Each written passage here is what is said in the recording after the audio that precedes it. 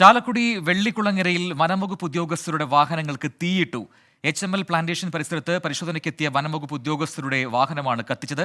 വാഹനം തീയിട്ടവരെ തിരിച്ചറിഞ്ഞിട്ടില്ല. ഉന്നത വനംവകുപ്പ് ഉദ്യോഗസ്ഥർ സ്ഥലത്ത് പരിശോധന നടത്തുകയാണ്. സൂരജ് സജ്ജി തൃശ്ശൂരിൽ നിന്ന് നൽകുന്ന അതിന്റെ കൂടുതൽ വിവരങ്ങൾ. സൂരജ്, എന്താണ് സംഭവിച്ചത്? ആരാണ് തീയിട്ടതെന്ന് വ്യക്തമല്ല, പക്ഷേ എന്തെങ്കിലും സൂചനകൾ? എങ്ങനെയാണ് ഇപ്പോൾ അന്വേഷണം നടക്കുന്നത്?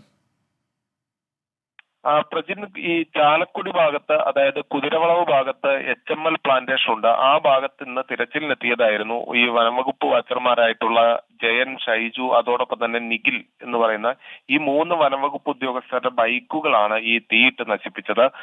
ആദ്യഘട്ടത്തിൽ ഇത് തീപിടുത്തമാണ് എന്ന് കരുതിയിരുന്നെങ്കിൽ പോലും പിന്നീടാണ് ഇതിനകത്ത് ഒരു അട്ടിമറി ഉണ്ടെന്ന് മനസ്സിലാക്കുകയും കൂടുതൽ വനംവകുപ്പ് ഉദ്യോഗസ്ഥർ വിവരം അറിയിച്ച് അങ്ങോട്ടേക്ക് എത്തുകയും ചെയ്തത്. എന്തായാലും വനംവകുപ്പ് ഉദ്യോഗസ്ഥർ സ്ഥലത്തെത്തി ഇപ്പോൾ സംഭവവുമായി ബന്ധപ്പെട്ടുകൊണ്ട് പരിശോധന നടത്തുകയാണ്. ഈ ബൈക്കുകൾ തീ നശിപ്പിച്ചതാണ് എന്നുള്ള വിവരത്തിന്റെ അടിസ്ഥാനത്തിൽ പോലീസിലും സംഭവവുമായി ബന്ധപ്പെട്ടുകൊണ്ട് പരാതി നൽകിയിട്ടുണ്ട്. പ്രജിത്ത്.